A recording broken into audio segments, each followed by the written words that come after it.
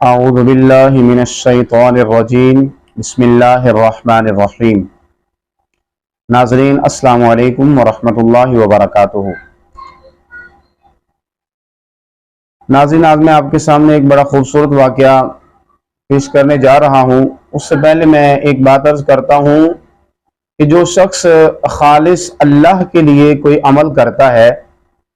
اور رضائے الہی کے علاوہ کوئی اس کا دوسرا مقصد نہیں ہوتا، تو اس پر اور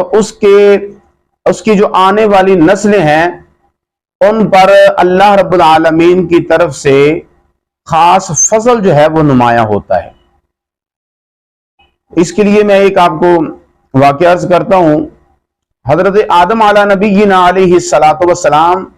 آپ جنت سے اتر کر جب زمین پر تشریف لائے تو جنگل کے تمام جانور جو ہیں ان کے پاس سلام کرنے کے لیے حاضر ہوئے، اور آپ جو ہیں ان کے سلام کا جواب دیتے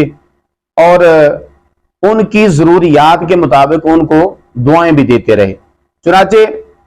ان کے پاس ہرنوں کا ایک ریوڑ آپ کی بارگاہ میں حاضر ہوا، انہوں نے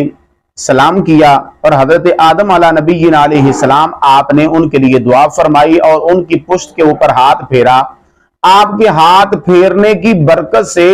اللہ رب العالمین نے مشک جیسی قیمتی چیز جو ہے وہ ان کے اندر پیدا فرما دی۔ اب جب باقی جو دوسرے ہرن تھے انہوں نے دیکھا، انہوں نے پوچھا کہ یہ تمہارے ساتھ یہ معاملہ کیسے ہوا، تمہیں اتنی قیمتی چیز کہاں سے جو ہے یہ مل گئی؟ تو انہوں نے بتایا کہ صفی اللہ حضرت آدم علیہ نبینا علیہ الصلوۃ والسلام ہم آپ کی زیارت کے لیے گئے تھے، تو انہوں نے ہمارے حق میں دعا فرمائی ہے اور ہماری پشتوں کے اوپر اپنا دست مبارک پھیرا ہے۔ تو یہ سن کر جو باقی ہرن تھے وہ بھی حضرت آدم علیہ نبینا علیہ السلام آپ کی بارگاہ میں حاضر ہوئے، تو حضرت آدم علیہ الصلوۃ والسلام نے ان کے لیے بھی دعا فرمائی، ان کی پشتوں کے اوپر جو ہے وہ ہاتھ پھیرا، لیکن ان کے اندر وہ مشک جیسی چیز جو ہے وہ پیدا نہ ہوئی۔ انہوں نے اپنے ساتھیوں سے کہا کہ جو کام تم نے کیا وہی کام ہم نے کیا، لیکن ہمارے ساتھ یہ معاملہ پیش نہیں آیا، تم کو یہ کیسے حاصل ہو گیا؟ تو اس کی کیا وجہ ہے؟ انہوں نے جو خوشبو جن کو اندر پیدا ہو گئی تھی مشک والی، انہوں نے بتایا کہ تمہارا یہ عمل جو ہے یہ اس لیے تھا کہ تمہیں وہ شے مل جائے جو تمہارے بھائیوں کو ملی ہے،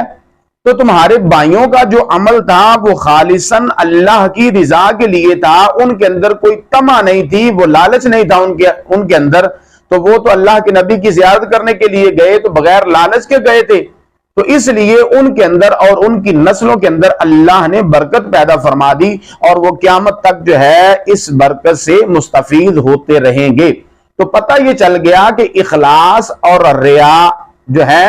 یہ دونوں جو ہیں یہ ایک علیحدہ چیزیں ہیں۔ ایک آپ ریاکاری کے لیے عمل کرتے ہیں اور ایک آپ اخلاص کے ساتھ عمل کرتے ہیں۔ جو آپ اخلاص کے ساتھ عمل کرتے ہیں اس کے اندر برکت ہوتی ہے اور اس کی برکت جو ہے وہ آپ کی نسلوں تک رہتی ہے، اور اگر ریاکاری کے لیے عمل کیا جائے تو پھر جو ہے اس کا کوئی فائدہ نہیں، قیامت والے دن بھی اللہ رب العالمین کی بارگاہ سے ایسے عمل کا کوئی اجر نہیں ملے گا۔ اللہ تعالی ہمیں ریاکاری سے بچائے اور اخلاص کے ساتھ نیکی کرنے کی توفیق عطا فرمائے۔